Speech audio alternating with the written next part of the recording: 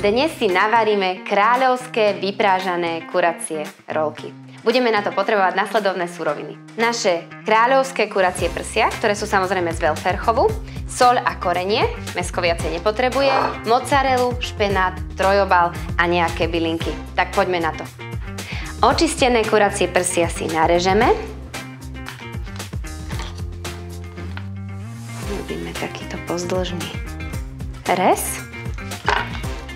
Vyklepeme cez fóliu.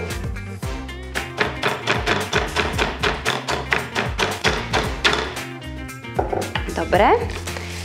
Takto vyklepané mäsko si osolíme a okoreníme.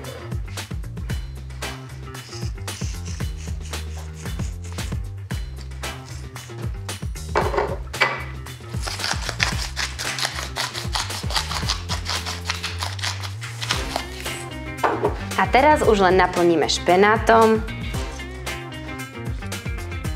ktorý sme si dopredu umyli, a mozzarellou nastruhanou. Takto pripravené mäsko pekne zrolujeme do našej výslednej rolky. Mám tu pripravenú špajdlu, aby nám nič odtiaľ nevypadlo. Takže takýmto cikcakom mäsko zachytím. Rolku z vrchu ešte osolíme. Znova okoreníme. A ideme do trojobalu. Múka. Dôležité je to dobre obaliť, aby nám nevytiekla mozzarella. Vajíčko.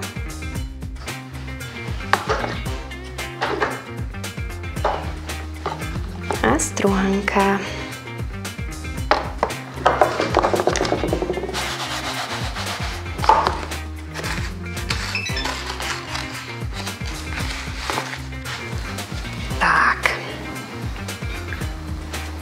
Na rozpálenom oleji vyprážime rolky približne 5 minút z každej strany.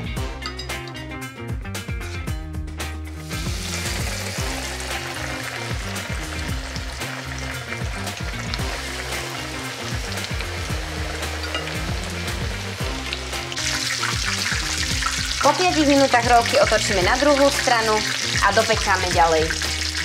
Keď máme rolky opečené, vytiahneme si ich na plech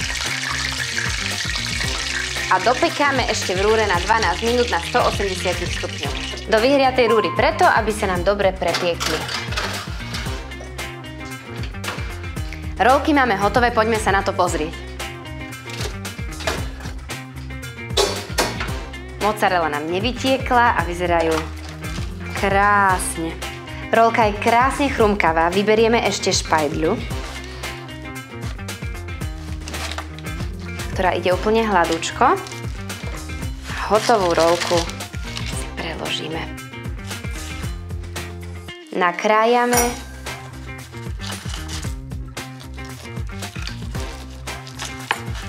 Syr sa krásne rozteká, mäsko je prepečené, mäsko je šťavnaté a my máme hotovo.